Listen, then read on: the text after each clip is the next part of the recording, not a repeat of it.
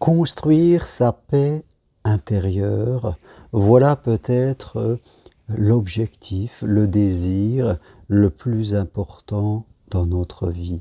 Quand on regarde la Bible, eh bien on lit que Jésus nous a dit je vous laisse la paix, je vous donne ma paix. Pourquoi? Eh bien, parce que quand nous sommes en paix à l'intérieur de nous, plus aucun problème ne peut nous atteindre. Certes, il peut y avoir des difficultés dans la vie. Il y a des jours d'orage, parfois des jours de vent, et la paix intérieure est comme un coussin qui nous permet de traverser ces moments de turbulence dans la vie de façon calme et posée. Donc, chaque jour qui passe, nous devons travailler, renforcer notre calme et notre paix intérieure. S'il y a une seule chose que nous devrions faire de façon quotidienne, c'est bien cela. Chaque jour, méditer, faire de l'auto-hypnose, faire de l'autosuggestion pour stabiliser notre inconscient, comme on dit. Quand je parle d'inconscient, je veux dire mon monde intérieur, toutes mes croyances, tout ce que j'ai enregistré à l'intérieur de moi. Certes, vous avez peut-être eu une enfance, et à l'intérieur de vous, dans votre bibliothèque intérieure, si l'on peut dire, il y a de l'instabilité plus ou moins forte. Vous avez des croyances limitantes, vous avez des interdictions ou des peurs, et tout cela vous crée des émotions de l'ego. Voilà, quand on n'a pas bien à l'intérieur de soi, quand il y a une instabilité en soi, quand nous n'avons pas la paix à l'intérieur de nous, c'est-à-dire il y a de la disharmonie. Et tout cela va créer plus ou moins fortement des émotions comme la culpabilité, la jalousie, la colère, la tristesse, l'agacement, la frustration. Nous serons continuellement ballottés par ces émotions, avec de temps en temps des moments de calme, certes, mais souvent c'est très temporaire et nous allons être ballottés par ces émotions de l'ego. Et bien sûr, cela va devenir notre vibration première, parce que rappelez-vous, les premières émotions que nous avons et qui sont répétitives, l'émotion principale qui nous traverse va finir par créer une réalité dans notre vie, parce que c'est notre vibration. Donc, quand nous sommes dans des émotions de l'ego, c'est-à-dire que nous ne sommes pas en paix, que nous sommes, comme je l'ai dit, dans culpabilité, frustration, toutes ces émotions que je viens de répéter, automatiquement notre vie va être instable et va finir à un moment par créer des moments d'instabilité avec les autres et dans certaines situations. Donc le but, ce n'est pas de se cacher. Le but, ce n'est pas d'éviter la vie, d'éviter les autres, de vivre dans un univers complètement restreint, par peur d'être confronté à des situations qui vont être très désagréables et souffrantes pour nous. Ça serait une mauvaise solution. Bien sûr, votre partie la plus primaire, je dirais, votre cerveau reptilien, va tout faire pour vous mettre dans l'évitement. Mais il ne faut pas suivre ce chemin. Parce que si vous suivez ce chemin, ça sera la souffrance qui va vous courir derrière. Et vous attirerez constamment des situations compliquées. Vous les provoquerez même sans vous en rendre compte. Et vous allez être obligé de réduire votre vie presque à vous enfermer.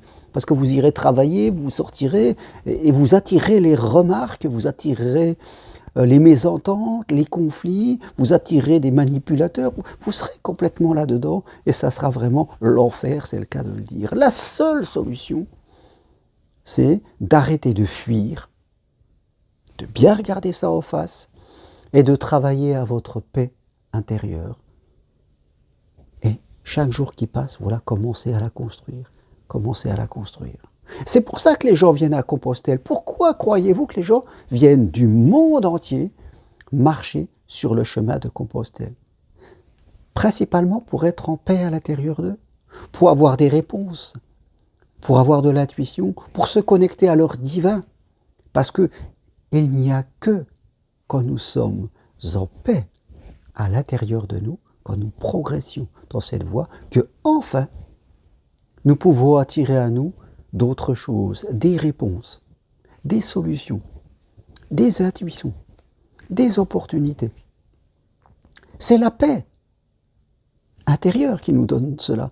Et dès que nous commençons à progresser sur ce chemin, dès que nous décidons de l'entreprendre, voilà, tout commence par une décision. Dès que nous décidons d'arrêter de fuir, d'arrêter de nous cacher, et que nous choisissons, comme un architecte, de construire la peur, dès cet instant-là, les choses commencent à aller mieux, je peux vous l'assurer.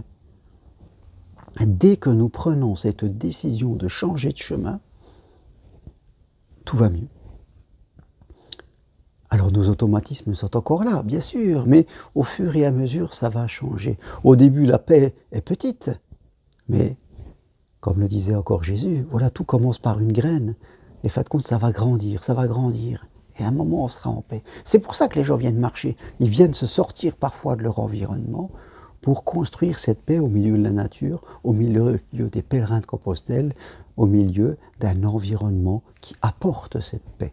Voilà, parce que dans la vie, c'est vrai, on peut être dans des environnements où la paix n'est pas présente. On peut être dans un couple, dans une famille, dans un travail, dans une ville qui est agitée, il n'y a pas de paix. Alors quelquefois, on choisit de sortir là-dedans pour travailler un moment, progresser dans un environnement où la paix est présente, et puis après revenir dans l'environnement où la paix n'est pas présente. Parce que c'est ça, quand on a une paix qui est une force intérieure, eh bien après, quand elle est assez puissante, on peut retourner dans des endroits où la paix n'est pas présente, ou peu présente, parce qu'on est entouré de gens agités.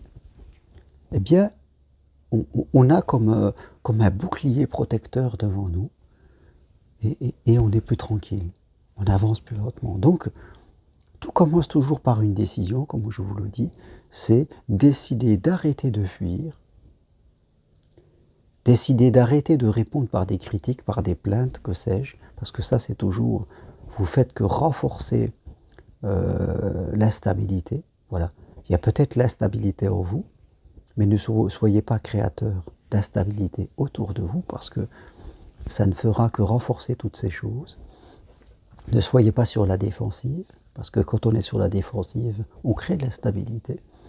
C'est choisir d'être dans la paix et de laisser les autres, de laisser aux autres ce qui leur appartient. On raconte parfois cette histoire de Bouddha qui marchait avec une personne qui n'arrêtait pas de la critiquer, et Bouddha restait souriant comme cela, il ne répondait pas. Et au bout de la journée, la personne lui demanda mais comment est-ce que tu fais pour ne pas réagir avec tout ce que je te dis? Et Bouddha lui dit, écoute, quand quelqu'un veut te faire un cadeau et que tu le refuses, à qui appartient le cadeau? Et à l'autre, forcément. Donc, c'est un peu la même chose. Bouddha, lui, ne prenait pas les choses, ça ne lui appartenait pas. Il n'en était pas impacté, pas du tout. Il gardait son sourire et il laissait l'autre s'énerver. Alors que la plupart des gens vont prendre les choses pour eux-mêmes et vont commencer à s'énerver. Donc, voilà, parce que Bouddha avait une grande paix intérieure. Ce que envoyaient les autres, eh bien, c'était... lui, il avait comme un bouclier, il avait comme une fenêtre, et les autres, eh bien, étaient comme la pluie, mais lui, la fenêtre était fermée, et la pluie restait à l'extérieur. C'est sûr que si vous avez toutes vos fenêtres ouvertes et qu'il pleut dehors, vous serez mouillé. Voyez, la pluie représentant ce que les gens projettent sur vous. Si vous laissez tout ouvert chez vous, eh bien, forcément, vous allez être trempé par ce que les autres vont envoyer sur vous. Mais si vous êtes derrière vos fenêtres bien tranquilles, rien ne pourra vous atteindre. C'est ça la paix intérieure. Et quand nous avons la paix intérieure, ben, nous sommes capables de la diffuser aux autres pour qu'eux-mêmes commencent à se calmer. Parce que la paix se diffuse, se transmet. Aussi bien que se transmet l'agressivité, bien sûr. Voilà ce que je veux partager avec vous aujourd'hui. Construisez votre paix intérieure. Et pour cela, vous pouvez venir marcher à Compostelle, décider de faire autre chose. Eh bien, en venant fin mai, ou fin juillet, ou fin septembre, demandez-moi les programmes, je ferai à plaisir de vous les envoyer. Vous avez le détail sur mon site germainroncari.com. Vous pouvez prendre une consultation avec moi, possible à distance de chez vous, par WhatsApp ou Skype, ou suivre ma formation de psychopraticien en développement personnel et individuel. Formation individuelle, bien sûr, possible à distance de chez vous. Demandez-moi les informations, je me ferai un plaisir de vous écrire. À très bientôt, merci, au revoir.